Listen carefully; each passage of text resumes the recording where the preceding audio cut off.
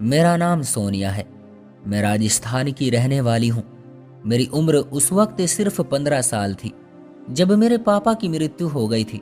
पापा के जाने के बाद मेरे चाचा ने हमारे साथ लड़ाई करके हमें घर से निकाल दिया था और हम मजबूर होकर अपनी नानी के यहाँ आकर रहने लगे थे।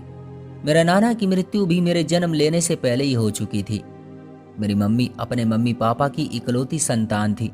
एक दिन मेरी मम्मी ने मुझे बुलाया और बोला मैं अपनी पढ़ाई यहीं ख़त्म कर दूं और कोई नौकरी कर लूं, क्योंकि हमारे पास घर का राशन खरीदने के भी पैसे अब ख़त्म हो चुके थे।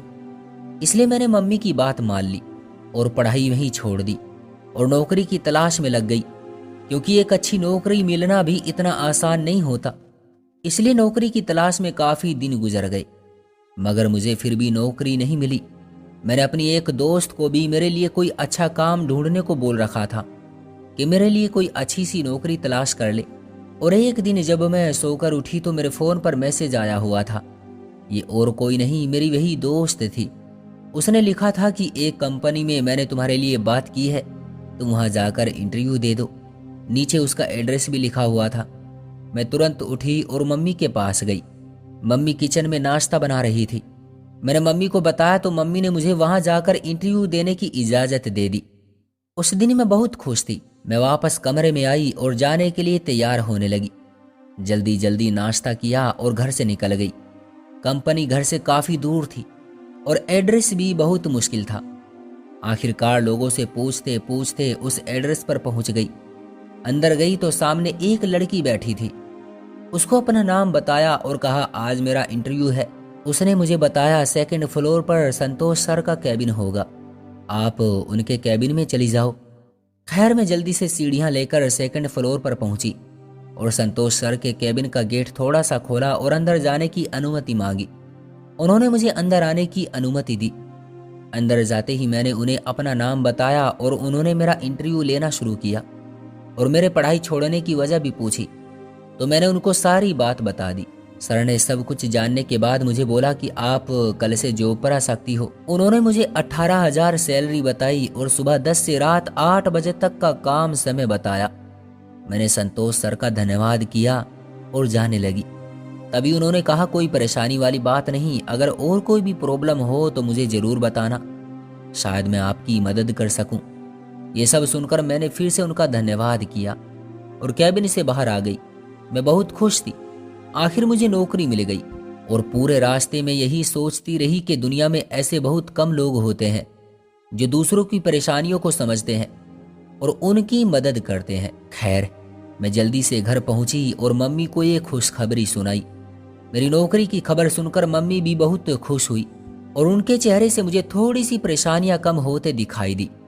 गर्मी बहुत थी और इतनी गर्मी में सुबह सुबह ऑफिस तक चलकर जाने में बहुत बुरा हाल हो जाता था, लेकिन मैं कर भी क्या सकती थी, मजबूरी थी।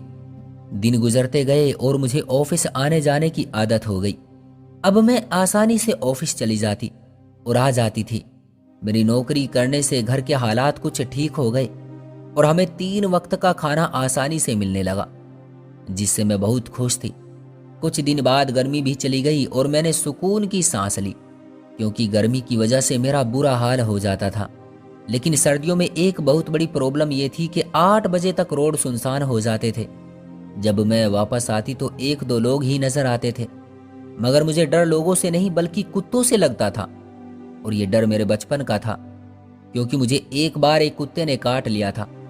उसके बाद वो डर आज तक मेरे दिल में बैठ गया था और उसी डर से मैं जल्दी जल्दी चलते हुए घर पहुंच जाती और सुकून का सांस लेती। बहुत सी बार मुझे कुत्तों के भौंकने की आवाज आ जाती थी तो मेरा दिल जोर जोर से धड़कने लगता था। उसी डर में सर्दियां भी निकल गई और फिर से गर्मियां आ गई। मैं सोचती अगर हमेशा गर्मी ही रहे तो कितना अच्छा होगा, क्योंकि गर्मियों में रोड पर काफी देर तक चहल पहल रहती है। और फिर मेरी जिंदगी में एक औरत ऐसी भी आई जिसे मैं चाहकर भी भूल नहीं सकती।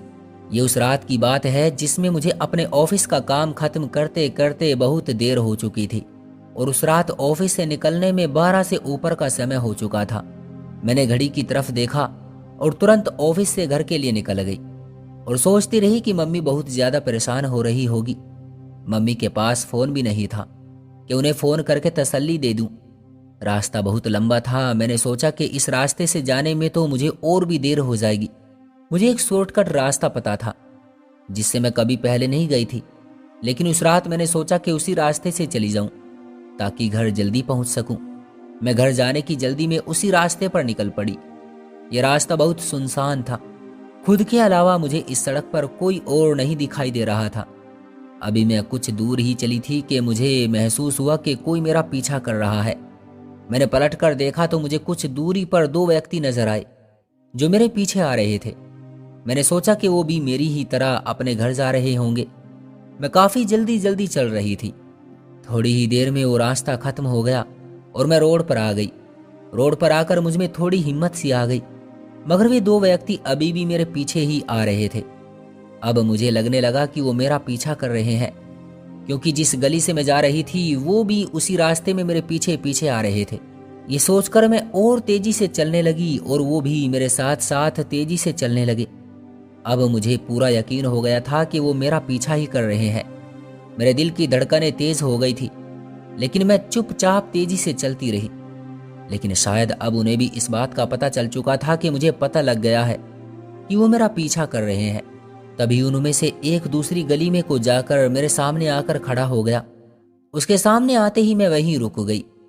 अपनी बड़ी बड़ी आंखों से वो मुझे लगातार घूरता रहा।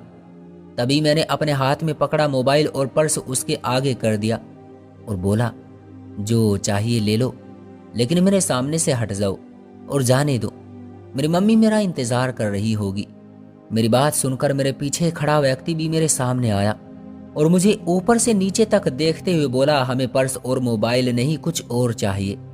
मुझे उसकी हवस उसकी आंखों में ही नजर आ रही थी, लेकिन मैं फिर भी अनजान बनी रही। और अचानक उसने मेरी तरफ अपना हाथ बढ़ाया और मेरे दुपट्टे को खींचने लगा। उसकी उस हरकत पर मुझे बहुत तेज गुस्सा आया और मैंने उसके गाल पर एक जोरदार थप्पड़ मार दिया। उसके बाद वो मेरे साथ जबरदस्ती करने लगे। वो दो थे और मैं एक। मैं करती भी तो क्या करती, मैं खुद को उनसे छुड़ाने में लगी हुई थी। मैंने उनको एक जोरदार धक्का दिया और भागने लगी।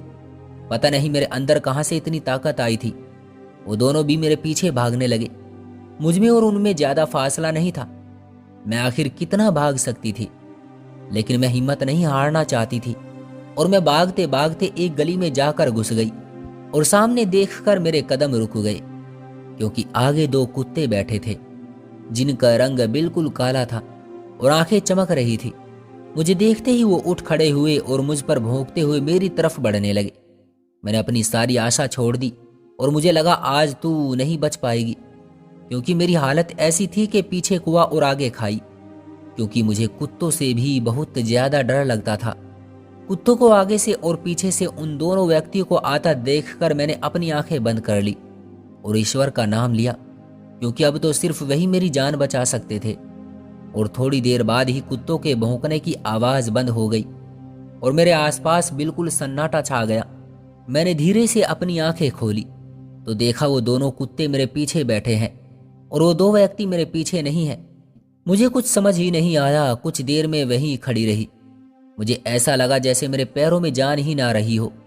खैर, मैंने लंबी लंबी सांसें ली और डरते डरते अपने कदम आगे की तरफ बढ़ाए। मेरा ध्यान उन दोनों कुत्तों पर ही था। मुझे लग रहा था कि मैं अगर अपनी जगह से हिली तो वो मुझे काट लेंगे, लेकिन ऐसा कुछ नहीं हुआ और मैं आराम आराम से चलती हुई उस गली से बाहर निकल गई। और थोड़ी दूरी पर जाने के बाद मैंने पीछे मुड़कर देखा तो वो दोनों कुत्ते मेरे पीछे आ रहे थे। मैं दोबारा से भागकर अपने घर के दरवाजे पर पहुंच गई और जोर जोर से दरवाजा खटखटाने लगी। और मम्मी के दरवाजा खोलते ही मैं जल्दी से घर में घुस गई और दरवाजा बंद कर लिया। मम्मी ने मेरी हालत देखी तो वो मुझे तुरंत कमरे में ले गई। मुझे बेड पर बैठाया और पानी पिलाया। तब जाकर मेरे दिल को थोड़ा सुकून मिला और मैंने चैन की सांस ली।